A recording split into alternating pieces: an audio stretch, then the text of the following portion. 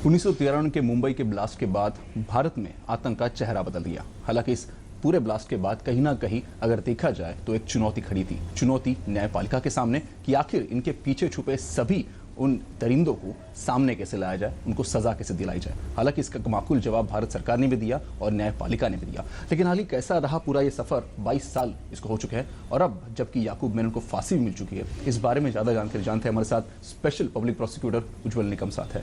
नमस्कार सर, दूरदर्शन का स्वागत है। सबसे पहले सवाल तो जिस प्रकार से ये केस पूरा चला, 1993 का ब्लास्ट हुआ, लोगों के भावना से जुड़ी थी, लेकिन उसके बाद जब सरकार ने काम किया, 10,000 पेज की चार्जशीट बनाई आपने, उसके साथ साथ अगर देखा जाए तो कई सारे आरोपियों को खड़ा कर दिया, एक विटनेस की लंबी फहरिस्त लगी थी। और जब ये केस शुरू हुआ, जब आपने ये केस लिया तो इसका माहौल कैसे था?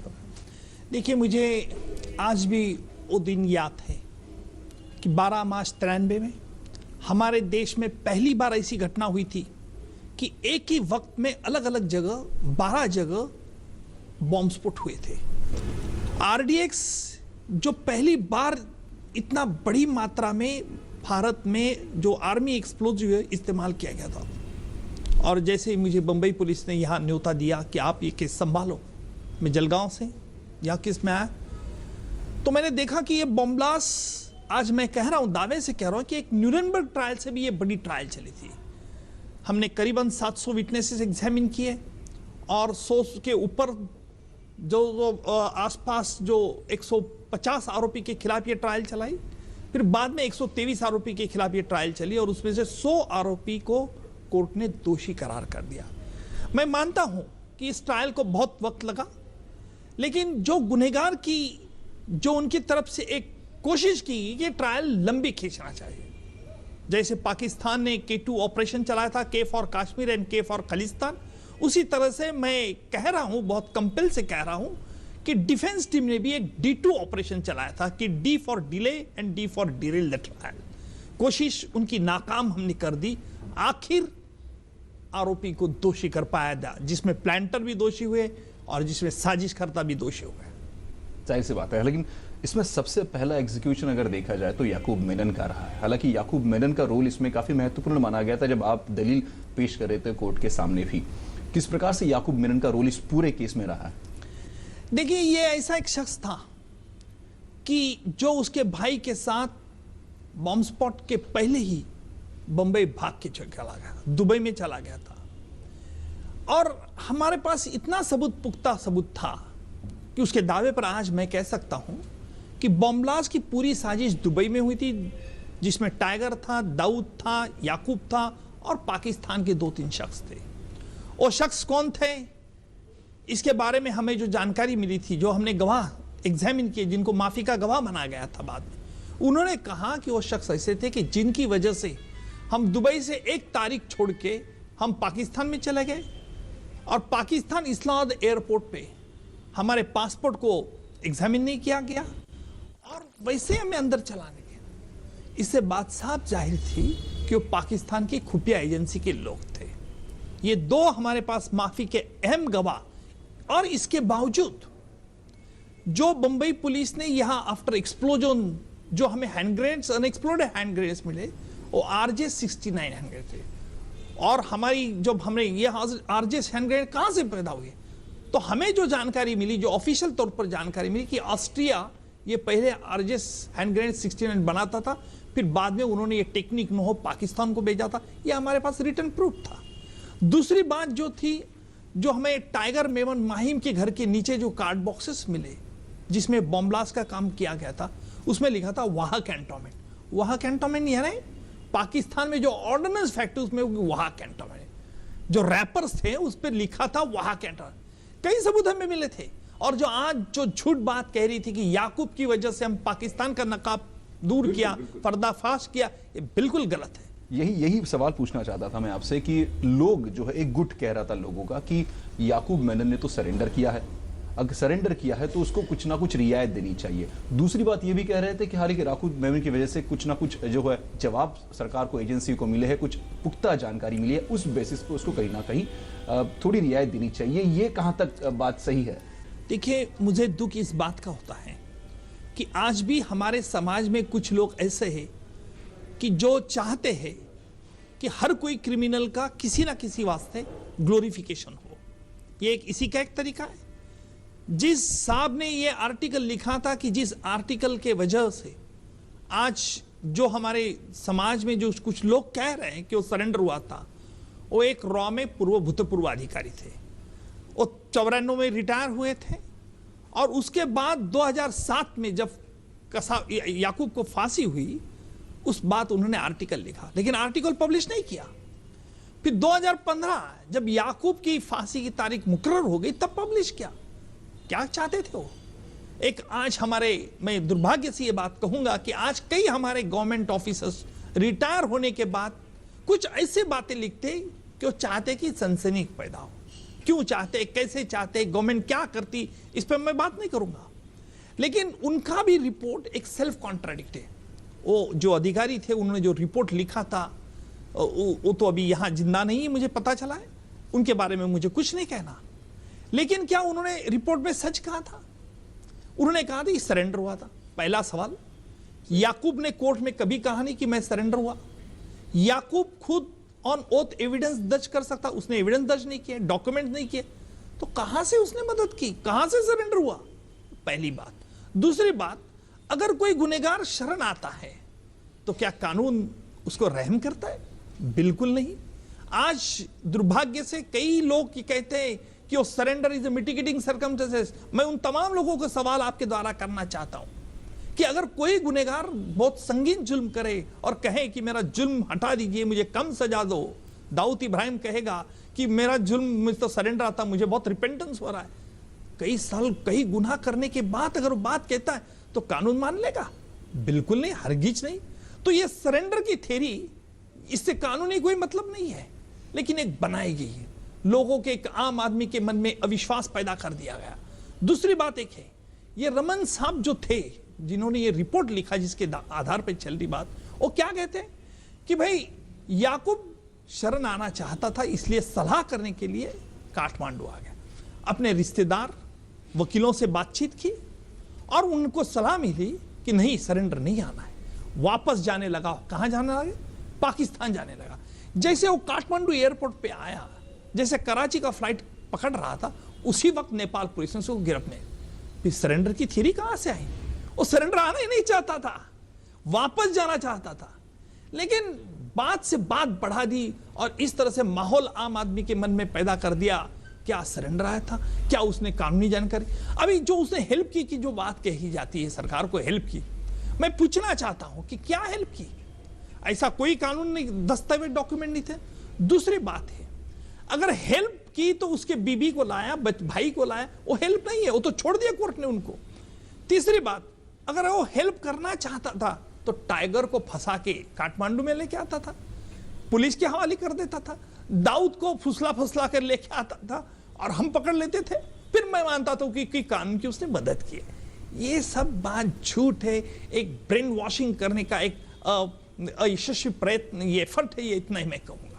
हालांकि एक बात इससे भी जाहिर होती है कि चलो किसी हम मुजरिम को पकड़ते हैं, अगर एजेंसियां उसको कहती है कि हम आपको जो है कम से कम सजा दिलाने का प्रावधान करेंगे, लेकिन कानून में तो ऐसे कोई हमारे बात तो संज्ञान में नहीं, आपके संज्ञान में होंगे तो बता दीजिए, ऐसा कुछ होगा तो। देखिए, कानून कभी मानता नहीं है।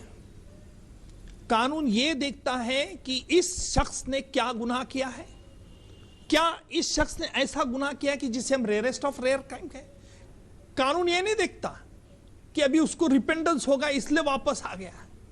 कानून ये बात जरूर ख्याल रखता है कि repentance immediately after the crime है क्या। मैंने गुनाह कुछ किया है और गुनाह करके मैं पुलिस के पास चला जाता हूं, भाई मेरे से गलती होगी, आई कैन अंडरस्टैंड। इतना नहीं, कई लोगों की कई सालों के बाद 93 की घटना आया, कब वो बाद में 2-3 साल के बाद आ रहा था, आया नहीं। और दूसरी बात तो यह है कि उसको किसने रोका था कोर्ट के सामने बयान देने के लिए? किसी ने रोका नहीं था। मेरे सामने तो कोई ऐसा डॉक्यूमेंट नहीं आया कि जिसके दावे पे, जिस पे आधार पर मैं कह सकूं कि याकूब सरेंडर आया था और कानून की उसने मदद की। बिल्कुल गलत है। जाहिर सी बात है। ये और एक क्वेश्चन उसमें उठता है कि याकूब के साथ 10 लोग और थे, हालांकि उन 10 लोगों को जो है लाइफ इम्प्रिजन की सजा दी गई और याकूब को जो है डेथ पेनल्टी दी गई। ये लोग कुछ कहते हैं कि याकूब इन्वॉल्व नहीं था या फिर उसका रोल कुछ मिनिमल था, तो आखिर उसको लाइफ इम्प्रिजनमेंट क्यों नहीं मिला? सरकार, हालांकि कोर्ट की इस बारे में क्या राय है, क्या कहना चाहता है कोर्ट? देखिए, ये एक बड़ा बुद्धिभेद का भाग है। आम आदमी को अगर तुम किसी को फंसा नहीं सकते हो तो कंफ्यूज कर दो, और ये कंफ्यूजन की मेथड है, मैं मानता हूं। क्योंकि देखिए, टाडा कोर्ट ने 12 लोगों को फांसी की सजा सुनाई थी, जिसमें 11 में प्लांटर्स थे जिन्होंने बॉम्ब रखे थे, और एक साजिशकर्ता याकूब मेमन को फांसी दी थी। लेकिन सुप्रीम कोर्ट ने 11 लोगों की फांसी हटा दी और इसको फांसी दी। इस पर लोग सवाल खड़ा कर रहे हैं, कभी जिन्होंने रखा बॉम्ब उनको तुम सजा कम करे, और जो साजिश में इसको, आम आदमी को लगता है अरे हाँ, ये ऐसा कैसे हुआ? लेकिन मैं कानून का विद्यार्थी हूं, मैं बता देना चाहता हूं आपको कि कानून ने ये मानता है कि साजिश करता जो है वो प्राइमरी रिस्पॉन्सिबल रहता है। क्यों साजिश करता है? और साजिश के मुताबिक जो काम करते हैं ना, वो उसके सूचना के बरहुकुम काम करते हैं। जैसा आपने मूवी में देखा होगा कि मूवी का डायरेक्टर ये पर्दे के पीछे रहता है, लेकिन वो अपने एक्टर्स को नचाता है, एक्टर्स उसके इशारे पर काम करते हैं। और यही वजह रहती है कि पिक्चर सक्सेस हुई या अनसक्सेसफुल हुई, ये डायरेक्टर को क्रेडिट जाता है, ना बल्कि सिर्फ एक्टर को जाता है। तो कानून ने माना, सुप्रीम कोर्ट ने माना कि साजिशकर्ता को कड़ी सजा चाहिए, ताकि ऐसी साजिश, घिनौनी साजिश आगे चलकर कोई नहीं गई। देखिए, जब हम सजा मांगते हैं, फांसी की सजा जब हम मांगते हैं, तो हमारा मतलब ये नहीं है कि सिर्फ उस गुनहगार को सजा हो, लेकिन एक स्ट्रॉन्ग मैसेज समाज में जाना चाहिए कि लाइक माइंडेड पीपल की, कि इस तरह का घिनौना काम करोगे तुम, तो तुम्हें भी यही कड़ी सजा मिलेगी। ये एक मैसेज चलता है। उज्ज्वल निकम साहब के साथ हमारी बातचीत ऐसे ही चलती रहेगी। हम चलते एक छोटा सा ब्रेक लेते हैं।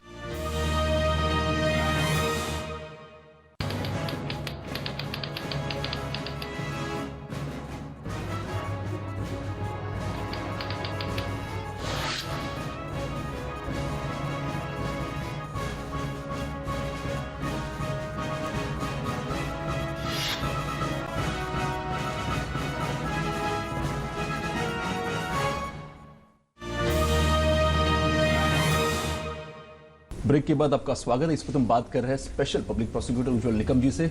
सर, एक सवाल है कि जिस प्रकार से फांसी हुई है, लेकिन आखिरी जो 24 घंटे थे, हमने देखा कि कई सारा ड्रामा था इसमें। सुप्रीम कोर्ट जो रात को 2:30 बजे सुप्रीम कोर्ट के 3 जस्टिस की फिर से सुनवाई करने बैठी, उसके बाद जो है फैसला आया।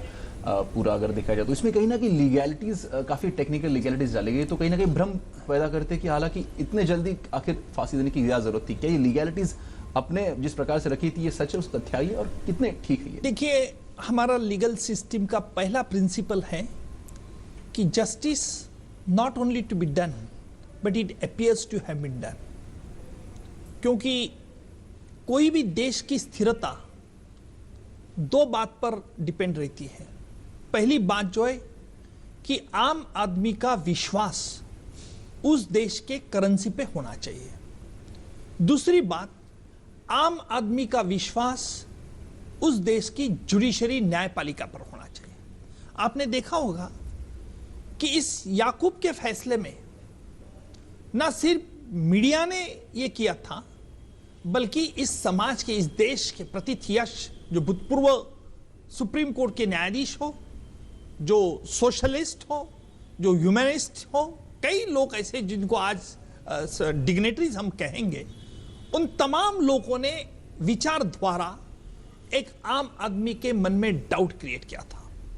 और आम आदमी को लग रहा था, क्या सचमुच इस केस में कुछ जल्दबाजी तो नहीं हो रही? आम आदमी को यह लग रहा था कि क्या निपक्षपाती उसे अपनी बाजू रखने का हक मिला है? कई पॉलिटिकल पार्टीज ने राजनीति में भी इसमें डाल दी थी। मैं हर पॉलिटिकल पार्टी को दोष दूंगा। उससे क्या हो गया कि आम आदमी को ऐसा लगने लगा, क्या कुछ गलत तो नहीं हो रहा है, कुछ अन्याय तो नहीं हो रहा है? यह बात, पहली बात ध्यान में रखना। याकूब के बारे में मैं कहूंगा कि उसके खिलाफ डेथ वारंट, जिसे हम ब्लैक वारंट कहते हैं, वो अप्रैल 2015 में निकाला गया था। जैसे राष्ट्रपति ने उसकी पहली मर्सी पिटीशन रिजेक्ट कर दी, उसके बाद रिजेक्शन के 14 दिन के बाद डेथ वारंट निकाला गया था अप्रैल, फिर मई, जून, जुलाई ये डेथ वारंट में तारीख लिखी गई थी। और इतना ही नहीं तो उनके रिश्तेदार को भी बताया गया था। फिर 3 महीने के बाद अचानक ये माहौल क्यों खराब हुआ? और इतना ही नहीं तो फिर वापस गवर्नर के पास मर्सी पिटीशन। मैं मानता हूं कि हर कोई मुलजिम को अधिकार है, बट क्या ये लीगल दायरे में आते हैं ये सभी चीजें? जो लीगल दायरे में आते हैं, इसलिए तो मैं कह रहा हूं कि न्यायपालिका को रात को क्यों उठना पड़ा। हमने एक स्ट्रांग मैसेज दिया है पूरी दुनिया में। मैं कह रहा हूं कि जो सुप्रीम कोर्ट ने अपनी हिस्ट्री में जो पहली बार रात में अदालत भरी, उससे हमने एक स्ट्रांग मैसेज दिया है कि हर कोई व्यक्ति को न्याय मिलेगा, उसमें कोई हेस्ट नहीं है, कोई अनड्यू हेस्ट नहीं है। और इसीलिए न्यायपालिका ने रात में न्यायपालिका के दरवाजे ओपन किए गए। देखिए, आरोपी के वकील लोगों ने रात में चीफ जस्टिस को मिले, चीफ जस्टिस को दरखास्त की, चीफ जस्टिस ने मान ली, तुरंत उसकी सुनवाई की। क्या हमने एक अच्छा मैसेज दिया? कुछ गलत नहीं हुआ। और लेकिन सुप्रीम कोर्ट ने ये, जब उन्होंने ये ग्राउंड कहा कि राष्ट्रपति ने भी उनकी दया की अर्जी ठुकराई, तो अभी 14 दिन चाहिए, तो सुप्रीम कोर्ट का भी ये फैसला आ गया कि पहले ही तुम्हें 14 दिन तो दिए गए थे। टेक्निकलिटीज, मैं दुर्भाग्य से ये कहूंगा कि टेक्निकलिटीज का फायदा लेने का कुछ एफर्ट्स हुए थे, और वो सुप्रीम कोर्ट ने आज जजमेंट देके उस पर फुल स्टॉप कर दिया। क्या हम इसे गलत मानेंगे? बिल्कुल नहीं, ये ठीक किया, क्योंकि आम आदमी का न्यायपालिका के प्रति विश्वास और बढ़ गया। और अभी कोई इंजाम लगा सकता नहीं कि इसे कुछ अपना अपॉर्चुनिटी नहीं की, अपनी बाजू रखने का कोई हक नहीं मिला, ये कोई आरोप नहीं कर सकता। तो दुनिया के सामने हम एक अच्छी मिसाल खड़ी कर दी कि जो हमने बॉम्ब ब्लास्ट की ट्रायल ओपन कोर्ट में चलाई थी, अजमल कसाब की ट्रायल हमने ओपन कोर्ट में चलाई थी। मैं खुद इस्लामाबाद गया था, कसाब को एग्जीक्यूट करने के बाद गवर्नमेंट ऑफ इंडिया का ऑफिशियल डेलीगेशन, हम 4 लोग जो गए थे, जिसमें एक मैं मेंबर था। तो वहां ट्रायल क्या चल रही है? इन कैमरा चल रही है, पता नहीं कौन सी गवाह क्या कर रहा है, क्या बात बता रहा है। लेकिन हमारी न्यायपालिका की यही सुंदरता है कि हमने ये बड़े संगीन मामले ओपन कोर्ट में चलाए। और इसीलिए मैं कह सकता हूं कि याकूब ने जो सरेंडर की थ्योरी, जो हेल्प की थ्योरी, मीडिया के लोग भी कोर्ट में हाजिर रहते थे, कोई मीडिया नहीं बोला। आज मीडिया लोग कई लीडिंग आर्टिकल्स लिखते हैं कि याकूब ने ऐसा किया, उधर जाके ये की मदद, किस आधार पर कहता है? मैं सिंपल एक सवाल करना चाहता हूं कि अगर ये पर्सनल जानकारी से लिखते हैं कि याकूब ने इनको बताया था, अगर याकूब ने इनको बताया था, ये खुद याकूब की तरफ से क्यों गवाही देने के लिए? कई सवाल खड़े हो सकते हैं। यही सवाल है एक्चुअली मेरा आपसे। अगला सवाल तो इस बारे में था कि हालांकि हमने 2:30 बजे कोर्ट, सुप्रीम कोर्ट से फैसला आया था, मर्सी पिटीशन दी थी, गवर्नर को जब पूरा पत्र लिखा था, हालांकि हर एक लीगल एड जो थी, जिस देनी चाहिए, उसका यूज किया था, तो बाद में आखिर ये शक का माहौल आखिर क्यों पैदा होता है? इसको आप कैसे देखते हैं? देखिए, ये शक का माहौल जो पैदा किया था और हुआ था, वो सुप्रीम कोर्ट ने रात में सुनवाई करके पूरी कर दी। अभी कोई हमारे वकील दोस्त कुछ कह रहे थे कि भाई 12-14 साल तो ये ट्रायल चली, और 14 दिन रुक जाते तो क्या होता था? एक सवाल और बेबुनियाद सवाल कर रहा। अरे ये सवाल ये नहीं है कि कितने दिन जाने देने, फिर और लीगल कॉम्प्लिकेशन, और फिर आगे चलो। क्या मैसेज जाता है? मैसेज ये जाता है कि कानून का कहीं ना कहीं तो भी यूज होता है, कहीं ना कहीं का कोई गलत इस्तेमाल तो हो रहा है। ये आम आदमी का विश्वास की बात चाहिए। इसलिए मैं चाहता था और चाहता हूं आपके द्वारा कि आम आदमी का विश्वास हमने न्यायपालिका पर बनाना रखना चाहिए, और यही हमारी सबकी जिम्मेदारी है। ऐसी बात है। हालांकि आपने, जब मैं आप पे आऊंगा, ये सवाल आपसे जुड़ा हुआ है, जिस बात आपने ये पहली बार जब आपने केस लिया था, जब केस का ट्रायल शुरू हुआ था, कई बड़े नाम थे। हालांकि हमने कहा कि 10,000 पेज की चार्जशीट थी, आपको उतना वक्त लगा पढ़ने के लिए, लेकिन उसके साथ साथ कई बड़े नाम भी उसमें शामिल थे। तो जब आपने इसकी पैरवी की थी, तो किस प्रकार का चैलेंज आपके सामने? 93 में तो बंबई में मैं पहली बार आया। मैं तो एक छोटा डिस्ट्रिक्ट का आदमी हूँ, और मुझे उम्मीद भी नहीं थी कि मुझे यहाँ अपॉइंट किया जाएगा। लेकिन बंबई पुलिस ने देखा कि मैंने ये केस चलाने चाहिए, मुझे बुलाया, और जैसे मैं 4 नवंबर 93 में इसका चार्जशीट जब दर्ज किया, तब मैं कोर्ट में था, तब यही मीडिया की यही निगाह थी कि भाई ये क्यों इंपोर्ट किया गया बॉम्बे में, क्या वजह थी इनको, क्या बंबई में कोई नहीं है? लेकिन बंबई पुलिस कमिश्नर वहां जो भी जवाब दिया होगा वो दिया होगा, मेरा किसी ताल्लुक नहीं था। और उस दिन ये तो इलेक्ट्रॉनिक चैनल नहीं थे, 40-50 फ्लैश गन मेरे पर लखलखाट कर रही थी, फ्लैश हो रहा था। मुझे लगा कि कोई मैं देश का पंतप्रधान नहीं तो हूं। और इस तरह से जो एटमॉस्फियर, देखिए मैं कुछ कहता हूं, हमेशा कहता हूं, जो प्रामाणिक विचार, आत्मविश्वास, सेल्फ कॉन्फिडेंस रहा तो हर उसे सक्सेस उसके पास चुनौती आती है। और मैं भगवान के विश्वास से मैं ये कहूंगा कि आज मैंने कई ट्रायल चलाए, मैंने देखा कि कोई निर्दोष आदमी, गेटवे ऑफ इंडिया झवेरी बाजार 2003 में एक 17-18 साल की लड़की थी, मुस्लिम लड़की थी, उसके माता पिता भी मुस्लिम थे, लड़की का कोई दोष नहीं था, साजिश में उसको शामिल पुलिस का चार्जशीट था, मैंने कोर्ट में कहा इसको छोड़ दिया जाए, छोड़ दिया गया।